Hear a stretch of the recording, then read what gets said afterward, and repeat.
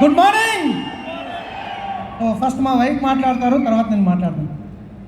Good morning friends, मेरा नाम शाहिन है. मैं हाउस वाइफ की पहले अब दोनों मिलकर बिजनेस कर रहे हैं और वेस्टेज में आने के बाद लाइफ बहुत ब्यूटीफुल हो गई है और बहुत अच्छा लग रहा है.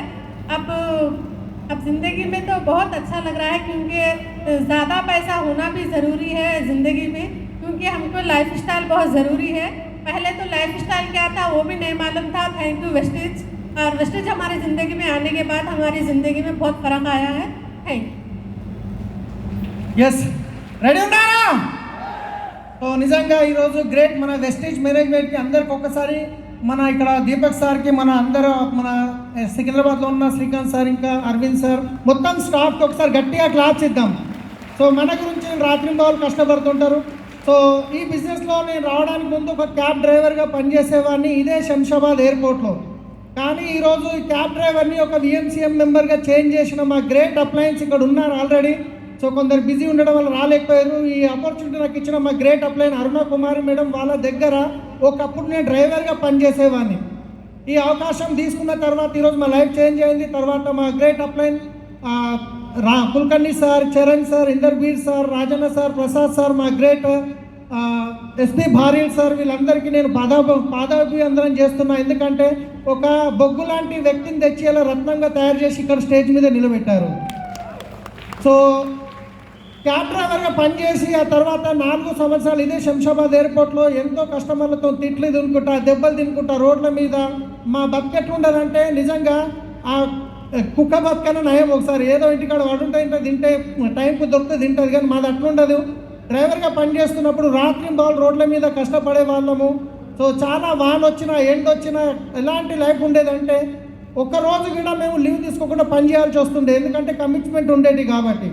కానీ ఆ తర్వాత సొంతంగా ట్రావెల్స్ బిజినెస్ స్టార్ట్ చేసి ఒక్క డ్రైవర్గా ఉన్న వ్యక్తి ట్రావెల్స్ బిజినెస్లో కూడా నా దగ్గర 40 అటాచ్ వెహికల్స్ నడిచేటివి. చిన్న కాల్ సెంటర్ పెట్టాము. 5 మంది అమ్మాయిలు కాల్ సెంటర్లో పనిచేసేవాళ్ళు. ఇంచుమించు నాకు 70,000 నుంచి ₹1,00,000 దాకా ఇన్కమ్ వచ్చేది ట్రావెల్స్ బిజినెస్లో. ఓలా క్యాబ్ వచ్చిన తర్వాత బిజినెస్ అనేది కంప్లీట్గా కొలాప్స్ అయిపోయింది. చిన్న చిన్న ట్రావెల్స్ అన్నీ బంద్ అయిపోయినాయి. ఆ తర్వాత సొంతంగా మళ్ళీ 10 వెహికల్స్ కొనుక్కొని ఎట్లన్నా చేసి బిజినెస్ నిలబెట్టాలనుకున్నా, కానీ సాధ్యం కాలేదు. 24 లక్షలు అప్పు ఏదైతే ఉందో అట్లనే మిగిలిపోయింది. ఆ కొన్న వెహికల్స్ మళ్ళీ అమ్మవాల్సి వచ్చింది. అప్పులలో బాధలు, వాళ్ళ తిట్లు తినలేక ఒకరోజు నైటు ఎవరికైతే నేను చిట్టి కట్టేవాళ్ళో మా గ్రేట్ అప్లైన్ చరణ్ సార్ అక్కడ రావడం జరిగింది. ఆయన ప్లాన్ చెప్పించాను. అంతకుముందు నేను చిట్టి డబ్బులు టైంకి కడితే ఆయన దగ్గర 2 చిట్టీలు ఉండే 25 లక్షలు. టైంకి పైసలు కట్టినప్పుడు పోగానే కూర్చో సలీం భాయ్ అనేటోడు 2 ఏళ్ళు చిట్టి డబ్బులు లేట్ కట్టేసరికి క్యావారే భాయ్ అని చెప్పి ఫోన్ చేసి తిట్టిండు. సో ఆ రోజు అనిపించింది ఇక నా లైఫ్లో ఈ అప్పు తప్ప ఏం లేదు, నేను సూసైడ్ చేసుకోవడమే కరెక్ట్ అని చెప్పి అనుకున్నా. కానీ నా పిల్లల ఫేస్ గుర్తు రావడం వల్ల నా పిల్లల భవిష్యత్తు ఖరాబ్ అవుతాయని చెప్పి మళ్ళీ నేను డిసిషన్ వెనకకి తీసుకున్న. తర్వాత ఈ ఆపర్చునిటీ వచ్చింది. నేను ఫస్ట్ టైం నిజంగా చెప్తున్నానండి, నమ్మలేదు. ఎందుకంటే ఇంత కష్టపడితే లక్షలు పెట్టుబడి పెడితే డబ్బులు రావు, ఇంట్లో సబ్బు పేస్ట్ చేంజ్ చేస్తే లక్షలు వస్తాయంటే నిజంగా చెవులో చామంతి పువ్వు పెడుతురేమో అన్నట్టు అనిపిస్తుంది. కానీ మీటింగ్స్కి వెళ్ళి సికింద్రాబాద్ ఆఫీస్లో ఛాంపియన్ డే ప్రోగ్రామ్ జరుగుతుండే ప్రతి 2వ తారీఖుకి అక్కడికి వెళ్ళి అలాంటి చిన్న చిన్న మీటింగ్స్ అన్నీ అటెండ్ అయ్యి ఒక నిర్ణయం తీసుకొని ఒక గోగ్రౌండ్ మీటింగ్ అటెండ్ అయ్యి ₹1,00,000 వస్తే చాలని ఈ బిజినెస్లో నిలబడ్డానండి. ₹1,00,000 వస్తే చాలు అని 14 నెలల వరకు నాకు ఇంచుమించు 3వ నెల నాకు 32,000 వచ్చింది. ఆ తర్వాత 14 నెలలు పట్టింది, 10,000 ఇన్కమ్ దాటలేదు.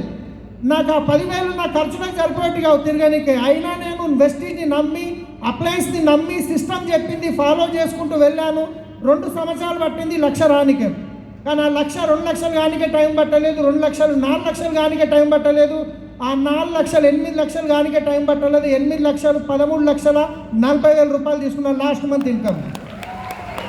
సో దీంతో పాటు ఏదో 72 గజాల ఇల్లు ఉంటే హబీస్పేటలో అమ్ముకొని వచ్చాను. కానీ రీసెంట్గా 1,50,00,000 పెట్టి ఇల్లు తీసుకున్నా. ఇంకో 1.5 మంత్లో గృహప్రవేశం ఉంది, రెడీ అవుతుంది, ఇంటీరియర్ వర్క్ జరుగుతుంది. ఇదే శంషాబాద్ ఎక్కువ ట్యాక్సీ నడిపిస్తున్నప్పుడు ఎంతోమందితో తిట్లు తినేవాళ్ళం. కానీ ఆ రోజు అనిపించేది ఒక బెంచ్ కార్ మీద డ్రైవర్గా దొరికితే చాలు, జీవితం చేంజ్ అవుతుంది అనుకొని డ్రీమ్ చూసేవాళ్ళం. ఈరోజు 70 లక్షల పైన కారు బయట వెయిట్ చేస్తుంది, మర్సిడీస్ బెంచ్.